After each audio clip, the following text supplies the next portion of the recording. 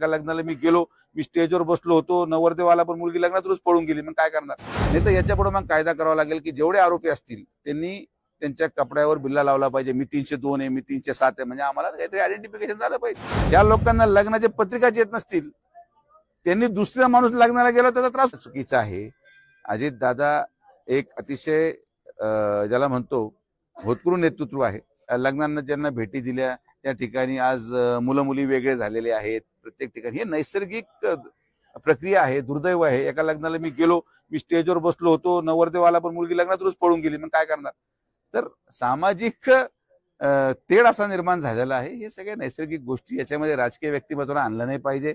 एखाद्या माणसाला एवढं म्हणजे मला दुर्दैवाने हे जे व्यक्ती आहेत धागवणे का कोण आहे ते मला माहित नाही, यांना कोणीच ओळखत नव्हतं, पण आपल्या सगळ्यांच्या आशीर्वादामुळे आज महाराष्ट्रामध्ये एखाद्या आमदाराला मंत्रीची ओळख नाही जेवढी तुम्ही त्याची निर्माण करून ठेवली।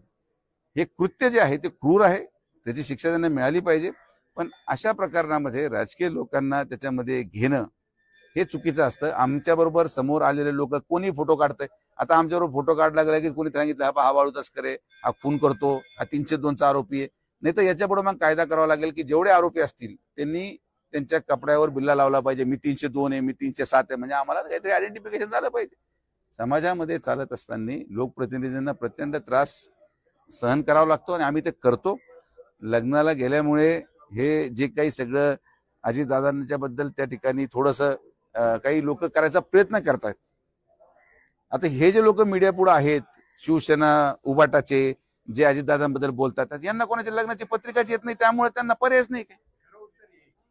ज्या लोकांना लग्नाचे पत्रिकाच येत नसतील त्यांनी दुसऱ्या माणूस लग्नाला गेला त्याचा त्रास होऊ शकतो। तर माझी अशी विनंती आहे की हे जे मीडियावर प्रवक्ते आहेत उबाटाचे आणि शरद पवार गटाचे, यांना पण लोकांनी लग्नाची पत्रिका पाठवायला सुरू करा, म्हणजे या लोकांना बाकीचे आक्षेप राहणार नाहीत।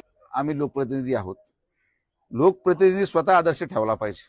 आणि म्हणून विखे पाटील परिवारामध्ये मी एकुलता एक असला तरी माझ्या वडिलांनी माझा सामुदायिक विवाह केलं, समाजाला सांगण्यासाठी की बाबा मी माझ्या मुलाचं लावतो तर कार्यकर्त्यांनी पण तेच करावं। आता कार्यकर्त्यांचं एकदम जोश गडी सगळे एवढे, कोणी फॉर्च्युनर देऊ राहिलं, कोणी गाड्या देऊ राहिला, तर काय बोलू शकतो आपण आदर्श घडवून दिला, जसं आम्ही आदर्श घडवला तसं इतर लोकप्रतिनिधींनी देखील त्यांच्या मुलांचे लग्न सामुदायिक मध्ये जर लावायला सुरू केली तर कुठेतरी कार्यकर्ते बदलतील, ही अपेक्षा आपण ठेवली पाहिजे। आणि आता लोकांनी कसं लग्न लावावं हा त्यांचा व्यक्तिगत प्रश्न आहे। अगोदर काय होतं, 7-8 पोरं असायचे, त्यामुळे खर्च पेलवायचा नाही। आता प्रत्येक घरामध्ये एक एकच मुलगा, मग ते एकुलता एक करता करता हे सगळं जो गाजाबाजा होऊ राहिला। आता हे भविष्य कालावधीमध्ये हे न थांबणारा विषय आहे। आपण फक्त आवाहन करू शकतो की बाबांनो साधं लग्न लावा। बरं तर साधं लग्नही लावतात, म्हणता आम्ही लग्नाचे हे या शाळेला या मंदिराला चेक देतात आणि जेवण मग हजार रुपये प्लेटचं ठेवतात। मला तर काही कळत नाही, पण आता मग हसू येतं, पण आता करता काय, मत पण मागायचे, तर नाही इलाज आपल्याला।